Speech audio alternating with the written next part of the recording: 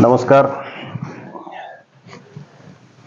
अब तो हिंदी में बात करनी पड़ेगी क्योंकि मैं सच्चिदानंद शिरडी नाम से, जो आप जानते हो सब,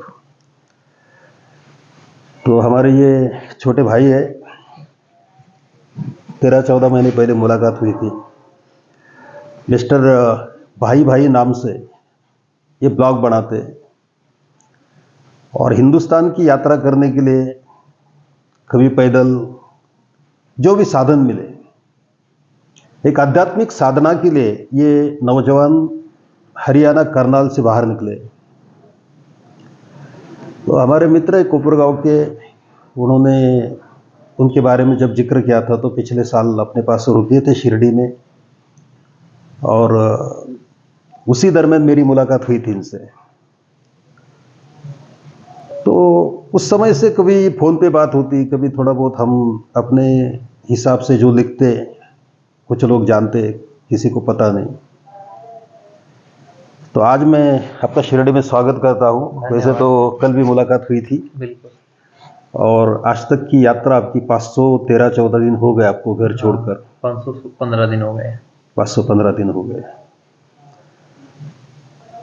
ये बड़ा हिम्मत का काम है, बिल्कुल, क्योंकि हम 2 दिन के लिए कभी घर छोड़कर बाहर जाते हैं तो ऐसा लगता है यार कब घर पहुंचेंगे। तो ये सब जो मोह माया जिसे हम कहते हैं, तो इससे तो कोई वंचित नहीं है। आपको भी घर परिवार की याद आती है। जब तक है सब, तब तक हम किसी को भूल नहीं सकते, ना पड़ोसी को भूल सकते, ना रिश्तेदारों को भूल सकते, ना दोस्तों को भूल सकते। लेकिन फिर भी ईश्वर की कुछ अनुकंपा के सिवाय यह सब संभव नहीं है। बिल्कुल, बिल्कुल।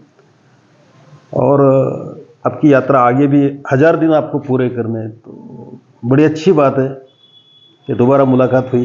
बिल्कुल, तीसरी बात जो हमारी कल हुई थी, और कल आपने कहा था कि 1000 दिन पूरे होने के बाद आपको सब लोगों को इनवाइट करना है। हाँ, आपके गांव में, शहर में एक सेलिब्रेशन करना है, गेट टुगेदर के हिसाब से। आपके अनुभव को आपको समाज के सामने वहां पे प्रस्तापित करना है, सुनाना है, कौन कैसे मिला है। काफी अच्छे बुरे सब लोग मिलते हैं। बिल्कुल। और कल जो आपने बात सुनाई, वो जो ट्रेन का हादसा, कि भाई चाय के लिए भी पैसा नहीं है, चाय आपने वापस कर दी, बाकी लोग देख रहे थे सब। हाँ, सब लोग देख रहे थे। और किसी की हिम्मत नहीं हुई कि नहीं भाई, चाय के, एक चाय के क्या तुम 10 चाय के पैसे ले लो, जितनी सफर करनी, जितनी चाय पीनी पी लो। तो ये जो दिलेरी होनी चाहिए। फिर जो मेरी आध्यात्मिक बातें होती है, उसमें जब जब किसी को लगता है ना कि ये व्यक्ति आस्तिक है या नास्तिक है, जल्दी समझ में नहीं आता, जल्दी पता नहीं चलता है। तो मैं जो कल जो कुछ बोला हूँ, या तो फोन पे जब जब बात हुई, फिर आपको और कोई शक हो और कुछ आपको जानना हो, क्योंकि जानकारी तो मेरे पास भी कुछ नहीं है, हमारी तो शुरुआत है। ना कोई अध्यात्म का ज्ञान है, ना कोई किताबों का, ग्रंथों का ज्ञान है, कुछ भी नहीं है। मैंने पुस्तकें बहुत कम पढ़ी, मस्तक बहुत पढ़े। वाह। तो इस मुलाकात के रूप में आपसे जो बातें हो रही है, और फिर आपको जो अनुभव हुआ है लोगों से, आपको भी कई सवाल पूछे गए होंगे, आपके मन की खुद की कुछ शंकाएं होंगी। तो जो भी आपको उचित लगे आप पूछ सकते हो। जितना संभव हो कोशिश मेरे तरफ से रहेगी कि मैं उसको थोड़ा बहुत समझाने की, बताने की कोशिश करूंगा। बाकी स्कूल कॉलेज की बात अगर मैं बताऊं ना, तो मैं 35% वाला आदमी। अच्छा। मुझे कभी अच्छे नंबर नहीं मिले, लेकिन जो अच्छे नंबर वाले मेरे सामने बैठते थे ना, तो वो आज उसी जगह पर है, अपने अपने लेवल में सब। सही बात है। ये भी ये परमात्मा की कृपा के सिवाय कुछ नहीं होता है। तो बोलिए, कैसा लगा आपको शिरडी में, कैसा लगा? शिरडी बहुत अच्छा है और शिरडी के लोग भी बहुत अच्छे हैं। ये तो हमारी प्रार्थना है भगवान से कि ऐसा ही माहौल बना रहे। लेकिन एक शंका थी जी। कि हम समाज में देखते हैं कुछ लोग सोए रहते हैं और कुछ लोग सोए का नाटक करते हैं। तो जो सोए का नाटक करते हैं उनका क्या किया जाए, या जो सो रहे हैं उनको क्या किया जाए? नहीं, आप और हम कुछ नहीं कर सकते। हम्म। अब हमने कई बार आपसे एक बात कही है कि जितने भी तीर्थों में, मंदिरों में भीड़ लगी है, जितने भी हम ये पोथी पारायणों में लगे हैं, ये सब अपने अपने मतलब के हिसाब से लोग रास्ता खोज रहे हैं, निकलने की कोशिश कर रहे हैं। तो देखिए, यहाँ से मंदिर तक पहुँचने के लिए ये जो फासला है, ये दूरी, हम्म। ये समय सिर्फ 5 मिनट का है। ईश्वर तक पहुंचना बहुत मुश्किल है। हम जाते अपने ज़रूरतों के हिसाब से। हमें अनेक प्रकार की पीड़ाएं होती है, परेशानी है, तकलीफ है, जो भी है, हर कोई अपनी समस्या लेकर जाता है। कल मैंने आपसे एक बात कही थी कि ईश्वर भी कभी शायद कहता हो कि हमेशा मांगने आते हो, कभी मिलने भी आया करो। मिलने जाएगा। तो छोड़ दो यार उसके ऊपर। आज हालत ऐसी है, किसको सुधारने की बात कर रहे हैं आप? जब से ये सृष्टि बनी है, लोग ना संतों के दर्शन से सुधरे, ना प्रत्यक्ष भगवान के रूप से सामने होते हुए सुधरे। तो उस समय भी भगवान कृष्ण सामने थे, 100 कौरव थे, किसने सुनी? इतनी बड़ी महाशक्ति जब कौरवों को नहीं सुधार पाई, उनके मन में कोई परिवर्तन नहीं ला सकी, तो हम ये सोने वाले लोगों को कभी नहीं जगा सकते।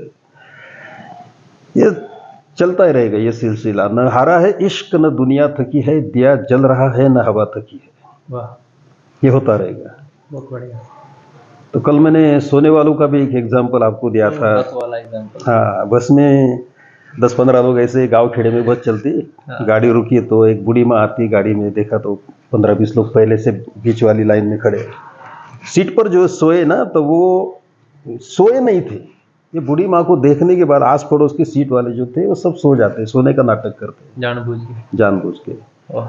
क्योंकि उनको ये दिखाना है कि भाई हमने देखा होता तो हम खड़े होते, बूढ़ी माँ को जगा देते। ये बिल्कुल लेकिन ये जगे हुए नहीं, प्रैक्टिकल है। ये सो रहे, सोने का नाटक कर रहे। प्रत्यक्ष राम भगवान के दर्शन से अगर दुनिया सुधर जाती तो घर वाले क्यों बिगड़ते? भगवान को घर से निकालने वाले कौन थे? घर के लोग। ये जो कहानियां है ना, इसे, ये तो है हकीकत, लेकिन ये इतिहास, ये हमारे लिए, परिवार के लिए, समाज के लिए, व्यवहार के हिसाब से बहुत बड़ी सीख है। एक काम वाली नौकरानी का कितना सुनना चाहिए मालकिन? यहां से रामायण शुरू होती है। पत्नी की कितनी सुननी चाहिए? 2 वर मांगे थे, पूरा कबाड़ा करके रखा। तो ये सब जो है ना, ये सब सोने का नाटक करने वाले। यहाँ पे सोया हुआ कोई नहीं है। तो फिर आगे उसमें बस में क्या हुआ? बस में, अरे वो तो मैंने कहा ना कि मैंने अभी अभी आजकल गाड़ियों में घूमते, वरना बहुत सफर किया है बस में भी, लोगों को पढ़ा है, उनके मस्तक पढ़े। तो 12-15 मिनट के बाद में वो बूढ़ी माँ उतर जाती गाड़ी से, एक 32 साल की सुंदर महिला आती, मोबाइल पे बात कर रही है, पति को समझा रही, आधे घंटे में पहुंचती।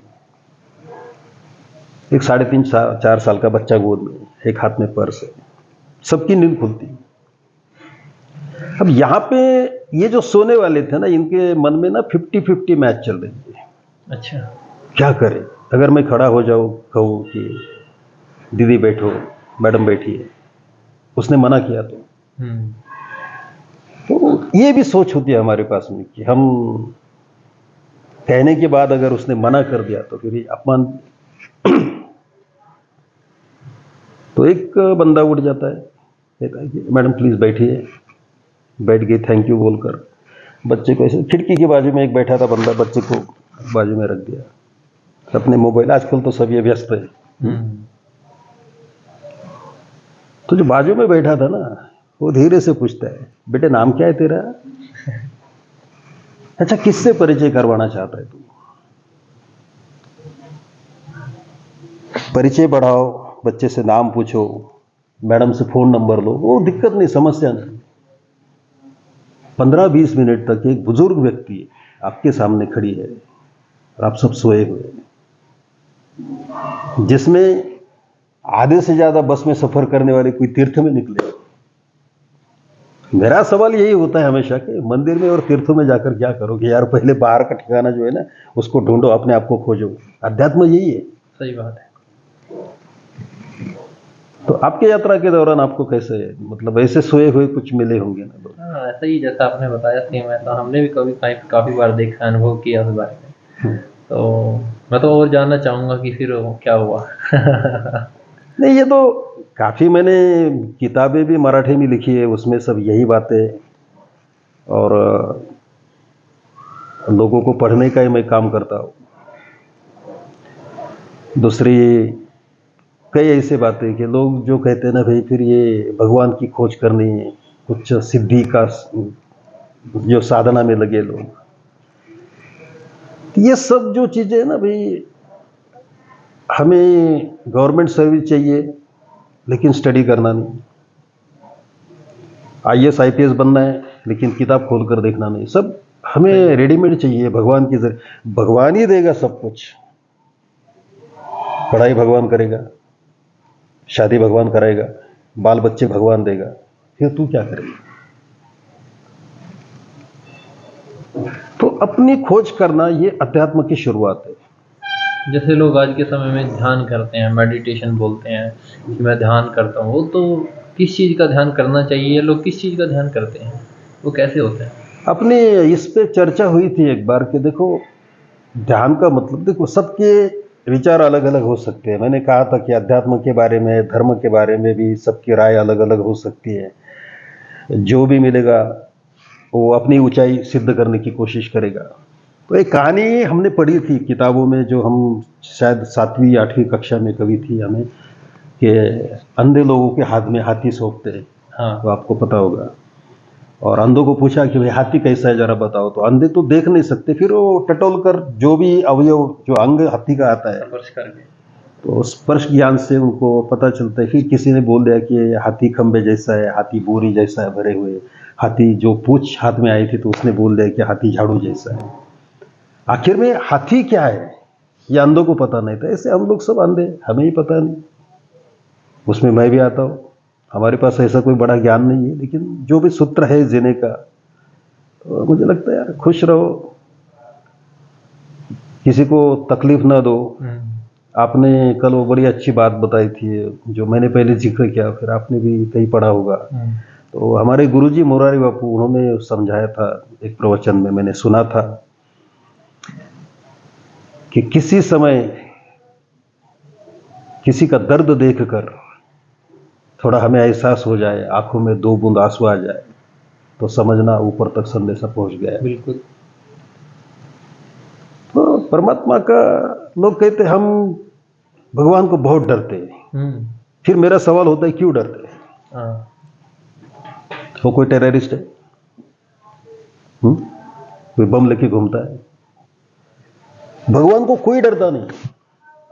अगर डर होता ना, तो गलतियां भी, बहुत कोशिश होती कि हम गलती ना करें। अब अपराध जो है ना, बिल्कुल छोटे छोटे होते हैं। कैसे? चलते चलते किसी की मोटरसाइकिल या स्कूटी रास्ते में खड़ी है, मुझे मेरे बाल देखने, मेरा चश्मा देखना है, मेरी शक्ल सूरत देखनी है। गाड़ी में शीशा लगा है, हाँ, तो झुककर देखने में दिक्कत क्या है? हम लोग क्या करते हैं, उसको टेढ़ा करते हैं अपने एंगल के हिसाब से।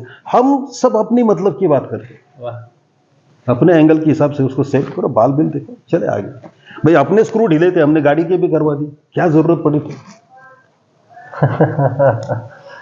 यह अध्यात्म है। गहरी बात है। यहां से शुरुआत होती है। भगवान मिलेगा, परमात्मा की खोज करनी, यार अपनी खुद की खोज करो। उसको खोज कर क्या करोगे?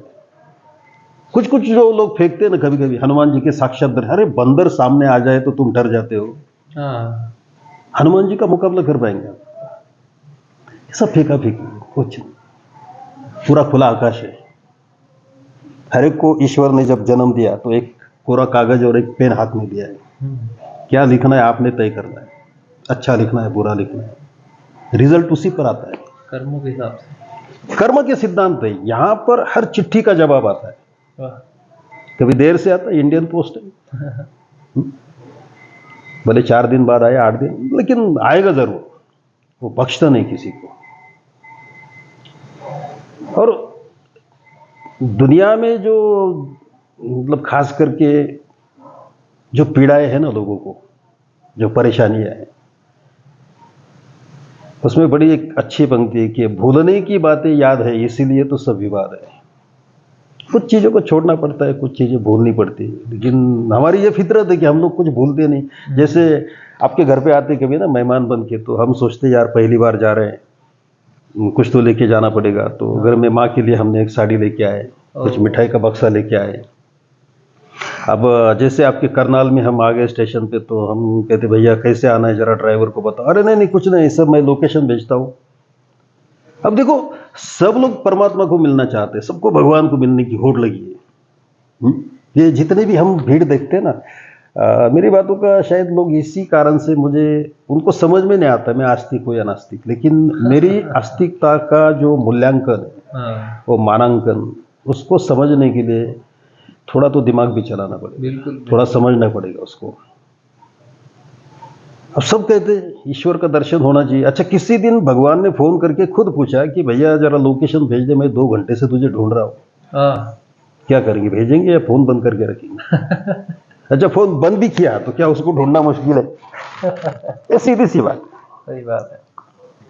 तो टैक्सी में बैठे, घर के सामने आ गए, आपने स्वागत किया, हम थैली लेके उतरते हैं। आज ही मैंने पढ़ा, ये शायद मेरी बातें पढ़ के कुछ ऐसे बनाते कुछ, तो लोग कह रहे इसकी क्या जरूरत है यार। जैसे थैली हम थमाते ना, इसकी क्या जरूरत थी। ये आपकी हमारी ये प्रैक्टिकल बात है, सबकी बात है। बिल्कुल। घर में आपकी भाभी, पत्नी, माँ, जो भी महिला आती है, तो बोलती भाई साहब आपको सिर्फ खाना खाने के लिए बुलाया था, ये सब क्या, मुझे तो अच्छा नहीं लगा। अच्छा थैली रख दूं गाड़ी में?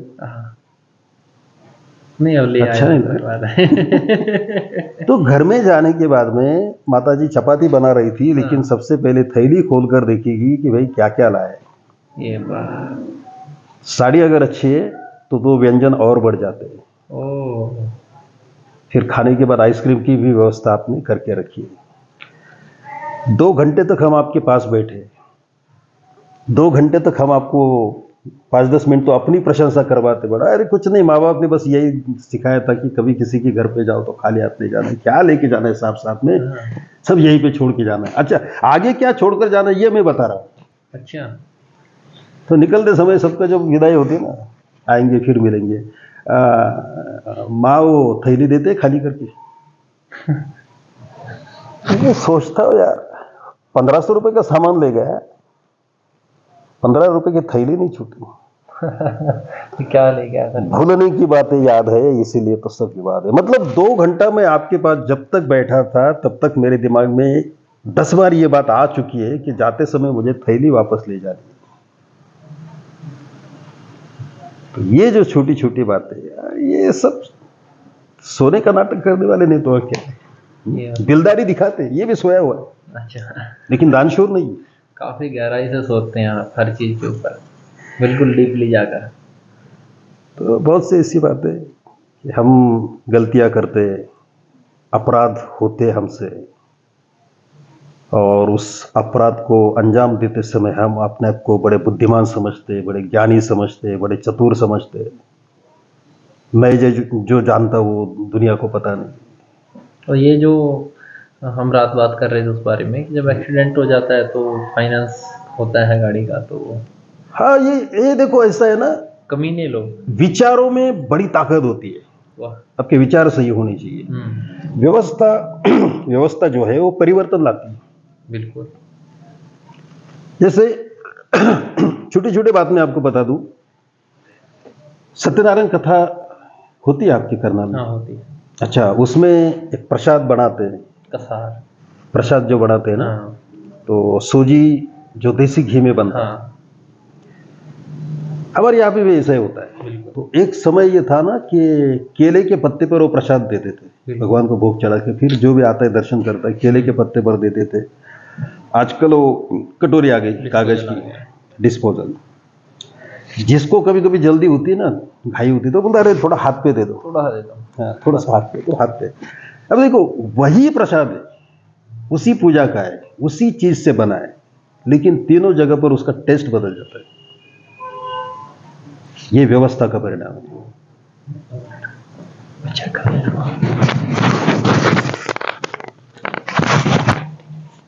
अच्छा बंद था। नहीं वो तो बंद ना हो गया हो। कभी अच्छा हम बोलते रहे और आवाज आए ना।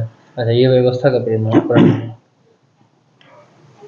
तो व्यवस्था और विचार, ये दो चीजें बहुत काम करती है। अब आजकल ये बीमारियां वगैरह बढ़ गई ना, जहाँ भी चार मेहमान आते हैं तो जैसे हम पानी लेके जाते हैं, फिर चाय की ट्रे लेके जाते हैं, तो एक तो नमूना ऐसा होता है जो ऐसे झांक के देखते हैं कम कौन सी, कम कौन सी है? हाँ ओह। उसको कोई प्रॉब्लम है शुगर विगर का। ओह। अच्छा वो प्याली उठाता है लेकिन वहां पे भी खामोश नहीं है, वो थोड़ी यहाँ डालेगा थोड़ी उधर डालेगा, भैया क्यों, अरे मुझे शुगर का प्रॉब्लम है। तू याद क्यों करता है यार? याद करने के बाद में शक्कर बढ़ती है, चाय पीने से शक्कर बढ़ती नहीं है। ये वहम है लोगों को, ये मंत्र सिद्ध हो रहा है ना, बार बार मुझे शुगर है मुझे शुगर है। कौन बोला है तुझे शुगर है? बोलना ही नहीं है, याद ही नहीं करना है उसको। मेहमान बन के घर पे तुम ठीक है परहेज करो, बाहर जाने के बाद ड्रामा क्यों करना? अरे मेरे लिए बिना शक्कर की बनाओ। अच्छा घर की महिला बर्तन पटक के काम करेगी ना, भाई सब क्यों है, इसको क्या होगा? तो ये जो चीज है, और थोड़ा टोटका भी हम बोलते हैं प्रवचनों में लोगों को जब समझाते हैं कि यार शक्कर अगर कम करने ना एक टोटका है, लेकिन वो आपको नहीं बताएंगे हम। अच्छा जो चीज मुझे बतानी नहीं होती ना, वो जब हम जिक्र करते हैं कि हम आपको नहीं बताएंगे, तो फिर बार बार सामने से उनको खुजली होती है। 2-5 मिनट के बाद मुझे, ओ महाराज जी वो जरा उतना बताओ ना, हाँ। शक्कर के लिए टोटका क्या है? ये टोना टोटके में लोग क्यों लगे मुझे पता नहीं है। ओह। कोई टोटका नहीं होता है, बस बोल दो ना टोटका है उसके लिए, तो फिर तो टोटका एक ही होता है, उसका एक ही मंत्र है, शक्कर बांटना शुरू करो। अगर शुगर है तो शुगर है तो ये डब्बा भर भर के रखिए, ठीक है। कम करो, शरीर से भी हो जाएगी घर से भी हो जाएगी। वाह। लोगों को मीठा खिलाओ, मिठाई खिलाओ, चाय पिलाओ, वो भी अच्छे दिल से। देखो अध्यात्म ये कोई खाने का काम नहीं है, कोई साधारण बात नहीं है। मुझे कुछ कुछ बातें सुनाने से पहले मेरी आंखें नम हो जाती कि लोग क्यों ये अपराध में घुस जाते हैं, क्यों अपने आप को बड़े बुद्धिमान समझते हैं। मैडम घर में चाय पी रही थी, 2-4 टाइप की बिस्किट सामने, बड़े अमीर लोगों की बात मैं बता रहा हूं, ऊंचे से ऊंचे लोग, 400 रुपए की एक प्याली है, वो गोल्डन बॉर्डर वगैरह सब बिस्किट अच्छे एकदम ब्रांड के। सेम टाइम आपका ड्राइवर आता है, हाँ मैडम गाड़ी का चाबी, हाँ बेटा तुम उधर से चाबी लो, गाड़ी साफ करो, साहब को जल्दी जाना है, मैं तुम्हारे लिए चाय लाती हूँ। ये अच्छी बात है, ड्राइवर को भी पिला रही चाय, लेकिन वो चाय वो नहीं है जो आप पी रहे हो। मैडम किचन में जाने के बाद उसी पतीले में अच्छा पानी डालते, अच्छा मतलब साफ सुथरा नहीं, ज्यादा पानी, अच्छा। ना के बराबर चाय पत्ती, थोड़ी बहुत शक्कर, थोड़ा सा दूध, थोड़ा उबाला। ठीक है आपका जो कप 400 का है उसको 40 रुपए के कप में दे रहे हैं, वो भी दिक्कत नहीं है, उसमें कोई समस्या नहीं। व्यवस्था बदल सकती है, लेकिन जो व्यवस्थापन है, जो वस्तु आप उसको दे रहे हैं, उसके हाथ में जब थमाती है ना चाय की प्याली, बेटा चाय पियो, तो उसको भी पता होता है उनकी अलग थी मेरी अलग है। ओहो। आप भगवान के सामने क्या भोग चढ़ाते हैं, यह बात कोई महत्व नहीं रखती। ईश्वर को सब पता है यार। ये सोचना गलत है कि हम पर नजर नहीं है, मसरूफ हम बहुत है लेकिन बेखबर नहीं है। ईश्वर कौन बोला यार बेखबर? जरा पहले इन चीजों को समझो, कितनी बड़ी ऐसे गलती, अपराधों से बचो। कितनी बड़ी गलती कर रहे हैं। और अपने आप को हम बुद्धिमान समझते हैं, यह सबसे बड़ा अफसोस है।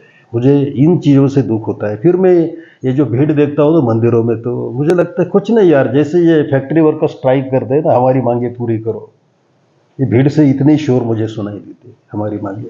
यार उसकी मांग क्या है वो तो देखो कभी, उसकी रिक्वायरमेंट क्या है, वो क्या चाहता है। ये सोए हुए लोग हैं।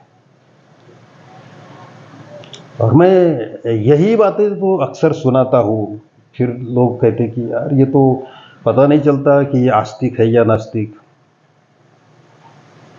मेरे बारे में मूल्यांकन करना, मेरा मानांकन करना छोड़ दो यार, पहले अपनी गलतियों को सुधारो। हाँ। और ये चीज़ें मैं खुद प्रैक्टिकल जीता हूँ। मेरी थाली में, मेरे चाय में अनिल भाऊ को पता है, हम्म, और अपने काम वाले नौकरों के लिए एक बूंद का भी फर्क नहीं होता। जो मैं पीऊंगा वही चाय बच्चे पिएंगे। और ईश्वर की दया से जिस दिन भी आपके जेब में, शरीर पर 4 जेब अगर है कपड़े में, और 4 जेब में अगर नोट है, तो एक जेब खाली करने की ताकत भी रखो। वाह, ये हिम्मत होनी चाहिए। बहुत बढ़िया। तो करनाल में भी जब हम आएंगे, ईश्वर ने अगर चाहा तो, अभी तो हमारी ऐसे सेकंड इनिंग शुरू हो गई है। यहाँ पर भी एक सत्संग भवन बढ़ाने की मेरी कोशिश है कि जो भी 150 लोग बैठेंगे, और जो भी उनकी कोई आध्यात्मिक शंका होगी, बिल्कुल। तो बस इसी हिसाब से, इसी अंदाज से मुझे लोगों को समझाना है कि अपराधों से बचो, क्योंकि यहाँ हर चिट्ठी का जवाब आता है, आज नहीं तो कल आपको। बिल्कुल। ये कर्म सत्ता का एक सिद्धांत है। सब कुछ तुम्हारा लेकिन कानून हमारा। कर्म सत्ता कहते हैं सब कुछ तुम्हारा, फिर भी कानून हमारा।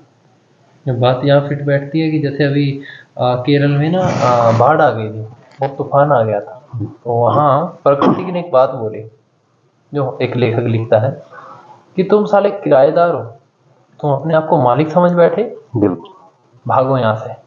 वो कारण क्या था, केरल के अंदर जो एक जगह है, तो वहाँ पे मैं गया था, गायों को काटा जाता था, गायों को, पशुओं को, गायों को खासकर काटा जाता था वहाँ पे, और वो बिल्कुल रोड के ऊपर काटा जाता है केरल में। तो उसका खून जो है सड़क पे आज भी आप जाएंगे तो वहाँ पे सूखा हुआ आपको मिलेगा। वायनाड वगैरह जो बोलते हैं वो, वायनाड में वो तो फोटो हमने देखे थे। देखा ना, तो मैं उधर लाइव देख के आया हूँ।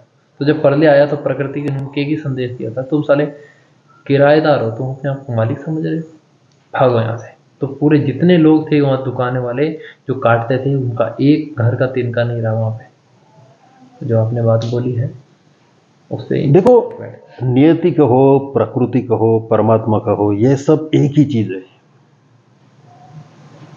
और अपने हिसाब से उनका काम चलता है। हमारे मनोज कुमार साहब ने जो फिल्म बनाई थी शिरडी के साईं बाबा, उसमें एक जगह पे एक बात आती है, राजेंद्र कुमार साहब और वो शायद डॉक्टर राजेंद्र कुमार और मनोज कुमार, वो पूछते कि ये बाबा, ये साईं, ये फकीर, इन चीज़ों पे मैं कभी भरोसा नहीं करता, मेरा कोई विश्वास नहीं है, मैं डॉक्टर हूँ। ये अहम था उसके अंदर, मैं डॉक्टर हूँ। तब मनोज कुमार साहब बिल्कुल धीरे से, गंभीरता से सुनाते कि डॉक्टर, मैं साइंटिस्ट हूँ। तो विज्ञानवादी हो, जो भी हो, आखिर में इस चेतना को मानते सब, उसके सिवाय कुछ भी नहीं है। और वो है, ऐसा नहीं। देखो, इसलिए भगवान का आपको आदेश मिला नहीं, कभी ऑर्डर मिला नहीं कि मुझे मानो। आप माने तो भी है, नहीं माने तो भी है। हाँ, जैसे आप चेतना की बात कर रहे हैं, तो जैसे जगन्नाथपुरी में धाम में जाते हैं, वहाँ लाखों लोगों के लिए जी, लेकिन जैसे हम उसकी रसोई में जाते हैं तो वहाँ खाने की सुगंध नहीं आती। ये मेरा लाइव देखा हुआ है। कहते हैं वहाँ पे, कहते हैं कि लोग झंडा, जो वहाँ का झंडा है, वो उल्टी दिशा में ले, हवा की उल्टी दिशा में ले। ये झूठ है, ये सच नहीं है। मैंने वहाँ सच देखा और झूठ देखा, सब देखा। लोगों ने अफवाहें फैला दी। तो वहाँ पे जो बोलते हैं कबूतर उस मंदिर पे नहीं बैठते हैं, लेकिन सिर्फ एक आता है। लेकिन ये सच है कि उसकी रसोई में जब हम जाते हैं तो वहाँ पे खुशबू नहीं आती, और जैसे ही आप उसके बाहर चले जाओगे खुशबू आनी शुरू हो जाएगी। तो ये है, ये दुनिया देखो आविष्कारों से, चमत्कारों से भरी पड़ी है। बिल्कुल। और लोग हमेशा यही बात करते हैं चमत्कारों की, और वो भी अपने लिए, खुद के लिए। जो भी फायदे की बात होगी चमत्कारों की वगैरह, ये जो है, ये उम्मीद भी नहीं करनी चाहिए। जो चल रहा है ये क्या कम चमत्कार है? अच्छा, जितने भी तीर्थों में जाते हैं ना लोग, तो मैं यहाँ पर भी आते हैं, उनसे पूछता हूँ कि आप आए शिरडी कितनी बार आए, तो बोलते ये 4-5 बार तो हम आए आज तक। अच्छा, ऐसे मैं पूछता हूँ आपका मकसद क्या है? अभी समझो आपको 1000 दिन पूरे करने, आपका कोई मकसद था तो आप घर से छोड़कर निकले और उसमें आप 50% कामयाब भी हो गए और भी आपको अनुभूति आनी। आखिर आखिर में आपके 100-125 दिन तो ऐसे जाने वाले हैं कि आप सोचेंगे यार घर निकल जाते, हाँ बिल्कुल। क्योंकि वो यात्रा को पूरा करने का जो हमारा संकल्प होता है हाँ, तो उसमें कई बाधाएं आ जाएगी, बाधाएं आती हैं। लेकिन वो पूरी होगी, ये मेरा भरोसा है। तो लोगों को जब पूछते हम कि आप तीर्थों में जाते हैं या तो जो भी कुछ करते हैं आप, पूजा पाठ वगैरह सब, आपका मकसद क्या है? बहुत क्या जवाब क्या है? अच्छा, मकसद भी आपको पता नहीं। आप थैला लेकर बाजार में घूम रहे हैं, आपको क्या खरीदना ये भी पता नहीं। सच में ऐसा ही हो रहा है। फिर बोलते हैं नहीं कुछ बाबा के दर्शन के लिए। ठीक है, दर्शन के पीछे भी कोई मकसद है ना। मंदिरों की और भगवान की कीमत कितनी बची है? सरकारी बस में बैक साइड में एक विंडो होता है, इमरजेंसी। भगवान की मंदिर की इतनी कीमत बची। ओ, सिर्फ इमरजेंसी में उसको याद करते हैं। तकलीफ आती है, परेशानी आती है, दुख दर्द आता है, हम सब याद करते हैं भगवान को। आप सच में बहुत गहराई से सोचते हैं, कहाँ मंदिर और कहाँ उसकी बस की खिड़की। तो मकसद कुछ नहीं, फिर बता दें कि बाबा की कुछ विशेष कृपा होनी चाहिए। बाबा ये विभूति है, संत है, अवतार पुरुष है, जो भी है, मतलब कुल मिलाकर सभी को ईश्वर की कृपा चाहिए, इसलिए ये सब हम भागा दौड़ी कर रहे हैं। फिर मेरा दूसरा सवाल होता है कि मैं ही उनको समझाता हूँ कि भाई देखो, आपकी जो भी समस्या होगी, परेशानी होगी, तो कुल मिला के आपको ये चाहिए कि ईश्वर की कृपा होनी चाहिए, इसलिए आप आए हो। बोले हाँ बिल्कुल ये सही है। अच्छा, ये भी आपको याद नहीं था? अच्छा, ईश्वर की कृपा चाहिए, यहां तक बात ठीक है। क्या होने के बाद आप मानेंगे कि आपके ऊपर परमात्मा की कृपा हो गई? फिर ताकते रहेंगे। अच्छा, ये भी तो हमने सोचा नहीं क्या होना चाहिए। अच्छा, कोई एक कारण हो तो बताओ। बेटे की पढ़ाई करनी है, बेटी की शादी करनी है, ये कई प्रकार की समस्या होती है। ईश्वर प्राप्ति होना वगैरह ये सब बातें जो है ना, ये आम जीवों का काम नहीं है। होगा कोई खास तो उनसे हमारी मुलाकात नहीं।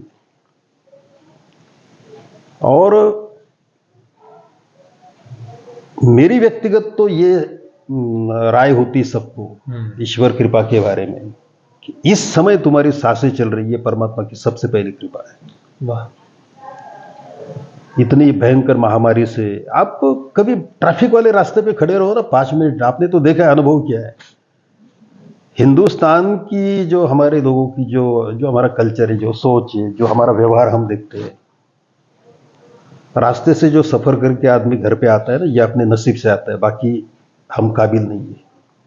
बिल्कुल। पैदल चलने की भी हमारी हिम्मत नहीं, रास्ते से कौन कब आके टकरा जाएगा। तो इस समय आपकी सांसें चल रही है, ये परमात्मा की सबसे बड़ी कृपा है। सबसे बड़ी। दूसरी कृपा यह है, जहां तक मैं सोचता हूं, आपका शरीर तंदुरुस्त है, ये ईश्वर की कृपा है। कोई सही बात है। व्यंग नहीं शरीर में, आप चल फिर सकते हो। एक उम्र के हिसाब से तो कुछ तो आने वाला है, आजकल होता है, खान पान हमारा बिगड़ गया, तो ये दूसरी कृपा होती है। तीसरी कृपा होती है, आपका विचार अच्छा है, आपकी सोच अच्छी है, तो जाहिर है आपका विचार जब नेक होता है ना, तो आपका व्यवहार भी सीधा होता है, सरल होता है। बिल्कुल सच है। और एक कृपा होती है कि विचार अच्छे होने से, व्यवहार सरल होने से आपको अच्छे रिश्ते, अच्छे पड़ोसी, अच्छे मित्र ढूंढने की जरूरत नहीं पड़ जाती है, अपने आप आ जाते हैं। अपने आप आ जाते हैं। वाह, क्या बात। और पांचवी बात है कि हमें किसी प्रकार की ऐसी कोई लत नहीं कि जिसके बिना हम रह नहीं सकते, ये भी परमात्मा की कृपा है। वाह वाह वाह। और इतनी कृपाएं जब होती है तो हमें समाज में प्रतिष्ठा पाने की कोशिश करने की जरूरत ही नहीं पड़ती, अपने आप मिल जाती है। अपने आप मिल, जब दोस्त अपने आप मिल गए, व्यवहार देखो मंदिर का एक सीधा मैं व्यवहार आपको समझाता हूँ। मंदिर में क्या होता है? हाँ, मंदिर में जो लोग सोचते हैं भगवान के सामने गए, हाथ जोड़े, माथा टेका, और जो भी अलिखित हमारी कुछ अर्जियां होती है हम उसको बयान कर देते हैं मन ही मन में। हाँ, बिल्कुल। तार जुड़ जाती है, हम बता देते हैं उसको। और लोग सोचते हैं कि 2 दिन का सफर करके आए थे, दिल्ली से आए थे, चंडीगढ़ से आए थे, पंजाब से आए, हरियाणा से, जम्मू कश्मीर से आए, कहीं से भी भगवान के सामने हमने अर्जी दे दी है, अब घर पहुंचने से पहले हमारी समस्या हल हो जाएगी। क्या उसको बेवकूफ समझते हैं?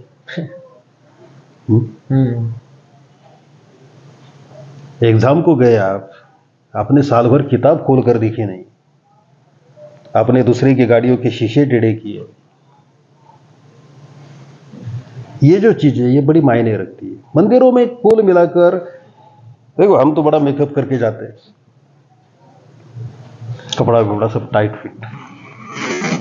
मंदिर में आपका फोटोग्राफ नहीं देखा जाता है, आपके एक्सरे चेक होते हैं, आपका एमआरआई होता है, आपका नार्को टेस्ट होता है, आपका ब्रेन मैपिंग होता है, आपका एक्सरे निकलता है, सब कुछ होता है। कुल मिला के आपका ऑडिट होता है। तो पहले फाइल क्लियर करो। दुनियादारी में कोई उंगली ना करे कि यार ये आदमी ने मेरे साथ धोखा किया, हमारे कारण किसी के आंख में आंसू ना आ जाए। तो अध्यात्म के सिद्धांत जो है मैं इस हिसाब से समझाता हूँ लोगों को। फिर मंदिरों में जो व्यवहार होता है ना भगवान के सामने, उसका मैं एक छोटा सा एग्जांपल दूं और फिर यहाँ पर बात हम पूरी कर देंगे। एक दुकान में मैं गया था किसी चीज लेने के लिए, कुछ चीजें मुझे लेनी है, और मैंने लिस्ट दे दी। दुकानदार मुझे कहता है कि यार तुम जितना पैसा जेब में रहेगा उतनी बात करो, अच्छा, तुम्हारा व्यवहार ठीक नहीं है। वाह। क्योंकि पिछली बार 1-2 बार उधार दिया था, फोन करो तो फोन उठाते नहीं, आदमी भेजो तो उसको धमकी दिया आपने। तो दुकानदार के पास में मेरा कोई क्रेडिट नहीं है, और उसी समय आप आते, मेरे से ज्यादा 4 गुना लंबी लिस्ट उसके सामने रखी है। आपका व्यवहार सही है, दुकानदार बोलते हैं आपको आने की क्या जरूरत थी यार, आप फोन कर देते, सामान घर पे आ जाते। देखो ये जो चीजें है, यही अध्यात्म का सही सिद्धांत है। परमात्मा के सामने जाने से पहले आपकी आइडेंटिटी क्या है, आपका व्यवहार सरल होना चाहिए। फटे पुराने कपड़े पहनो, अपने खुद के होने चाहिए। ससुराल से लिए हुए कपड़े, ससुराल से ली हुई मोटरसाइकिल, ससुराल से ली हुई गाड़ी टकराएगी, टकराएगी, फिर भगवान को कोसते हम तो बहुत अच्छे। अच्छा, सब लोगों को यही सवाल है, हम तो बहुत अच्छे हैं लेकिन हमारे साथ भगवान ऐसा क्यों करता है? अच्छा, कौन बोला है तुम अच्छे? ये डेफिनेशन किसने दिया आपको? ये सर्टिफिकेट कौन देता है? मैं तो कल कहूंगा मैं प्रधानमंत्री हूं, मेरे कहने से क्या होगा? हम तो बहुत अच्छे हैं लेकिन भगवान हमारे साथ ऐसा क्यों करता है? क्यों करता है ना, ये जवाब आप ही के पास में, आप खोजो उसको। यहां हर चिट्ठी का जवाब आता है। वाह, बहुत बढ़िया। तो आगे की यात्रा के लिए आपको शुभकामना, और हमारी तरफ से तो बस यही कोशिश रहेगी कि जब भी आपको कोई समस्या आ जाए, आजकल तो ये सब हो गए ना ऑनलाइन, जो भी हो, कोई भी समस्या कभी आ जाए, और ऐसा मेरे कुछ दोस्तों को भी मैंने कहा है। देखो कोरोना काल में भी लोग भरोसा कितना करते हैं, मुझे मेरे कई रिश्तेदारों के, दोस्तों के बाद में उन्होंने मुझे बताया 3 महीना 4 महीना कोरोना काल के बाद में, कि हम कभी सोचते थे यार अगर कुछ तकलीफ आ जाए, हमारे पास तो कुछ नहीं, कल हॉस्पिटल में गए तो कौन बचाएगा? तो बस एक शक्ल, एक सूरत सामने दिखती थी, ये आदमी है मुझे बचाने वाला। अच्छा, इतना भरोसा करते यार लोग, और क्या चाहिए? यही तो बात है।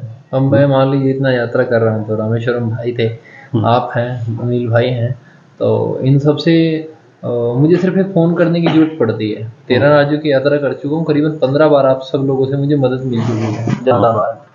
तो फ़ोन करता हूँ तो मैं कोलकाता में होता हूँ, रात के 9 बज गए और कोई रहने की जगह नहीं हो रही, कोई बात नहीं, आप 5 मिनट रुको। 5 मिनट बाद फ़ोन आता है कि उधर से कॉन्टैक्ट मिला, आप कहाँ हो? तो ये मैं एक अच्छा मैसेज मानता हूँ हाँ हाँ अपने लिए। और सबसे बड़ी बात ये मेरे लिए तो ये कि मेरे लिए तो मेरे भगवान वो ही है, मेरी मजबूरी में काम आए हैं। तो साक्षात भगवान के दर्शन मुझे आप सबके हाँ, यही होता है। देखो, कथाओं में जो बातें सुनाई जाती है ना कि म्हारो गोविंद आवेगो, म्हारो ठाकुर आवेगो, तुम्हें बचाए लो, अरे नहीं, कोई नहीं आता है, कोई नहीं आएगा। कोई नहीं आएगा। तुम अच्छे रहो, सच्चे रहो, नेक रहो, 10 दोस्त अच्छे बनाओ, 10 रिश्तेदार अच्छे बनाओ। जब भी किसी को आपकी मुसीबत के बारे में पता चलेगा तो सामने वाला दौड़ के आएगा, तुरंत फोन करेगा कि मैं हूं, तू डर मत। क्या बात, यही तो भगवान है, बस बस यही परमात्मा है। परमात्मा खुद नहीं आएगा, लेकिन किसी न किसी के जरिए आपकी समस्या को वो हल कर सकता है, आपको दुख से दूर कर सकता है, निवारण कर सकता है। इसलिए आपका स्वभाव अच्छा रखो, व्यवहार अच्छा रखो। भगवान को भी तो यही पसंद है। बिल्कुल बिल्कुल वही। अच्छा रहा आपके साथ इंटरव्यू, हम्म, बहुत प्यारा रहा और बहुत सारी बातें मुझे आज नई सीखने को मिली हैं। काफ़ी बार आपसे फ़ोन पे बात हुई तो कुछ बातें वो भी मेरे याद है, कल भी हमारी बातें हुई तो वो भी मेरे कुछ कुछ बातें याद है, आज कुछ बातें हुई हैं तो वो भी याद है। तो कुल मिला के मैं करीबन आपसे, वैसे तो मेरा एक टारगेट रहता है कि मैं हर इंसान से सिर्फ एक बात सीखूं, क्योंकि मेरे पास 1000 दिन और मैं लाखों लोगों को मिलूंगा तो लाखों बात सीख के जाऊंगा। जी एक आदमी से एक बात भी सीखेंगे तो हमेशा जीवन में याद रहती है। आपने जो चाय वाला एक उदाहरण दिया है, बोला कि एक मालिक है अपने लिए चाय अच्छी बनाता है, दूसरे लिए सस्ती बनाता है, तो वो मैंने काफ़ी सारे घरों में देखा है। तो मैंने उनको बोला भी है इस बारे में। अब मुझे बहुत टाइम पहले ये बात बताई थी, शायद जी, पहली मुलाकात, पहली पहली मुलाकात मुलाकात। 13-14 महीने पहले बताई, तो मेरे आज भी याद है। तो मैंने काफ़ी सारे घर में जाकर यही बोला कि तुम्हारा सबसे बड़ा पाप का और दुख का यही कारण है कि तुम खुद चाय अच्छी दूध की पीते हो और अपने नौकर को ज़्यादा पानी वाली चाय पिलाते हो। जी तो उसका काफ़ी बदलाव लोगों में देखने को मिला, लेकिन आपकी बातें हमेशा मैं ध्यान रखता हूँ और मैं चाहता हूँ कि हम आपस में एक दूसरे के विचारों को आपस में एक दूसरे से क्या बोलते हैं उसको, आदान प्रदान करके बिल्कुल हम बिल्कुल। समाज में थोड़ा अच्छा मैसेज पहुँचाएं। बहुत अच्छा तो लगा। यही बात होती है ना कि सोए हुए सब मिलेंगे, आपको जगाने की हमारी कोशिश है। कोशिश है बिल्कुल। ये प्रयास है हमारा। और आपकी अगली यात्रा के लिए, अगले सफ़र के लिए हम अनिल भाई और हमारा परिवार वगैरह ये सब आपको बहुत बहुत शुभकामनाएं देते हैं। और बहुत जल्द फिर से मुलाकात होगी। दोबारा क्योंकि विश्वास पे दुनिया चलती है, भरोसा है हमें कि फिर से मुलाकात होगी, फिर किसी मोड़ पर मुलाकात होगी। इसलिए उजाले अपने यादों की हमारे साथ रहने दो, न जाने किस गली में जिंदगी की शाम हो जाए। वाह, तो शाम होने से पहले मुलाकात जरूर होगी और इसी माध्यम से फिर से कभी मिलने की कोशिश करेंगे। जब भी कोई समस्या हो तो हम है, बाकी हमारे रामेश्वर बाबू है, सब आपके साथ में हम। बिल्कुल। जय श्री राम। जय श्री राम। धन्यवाद।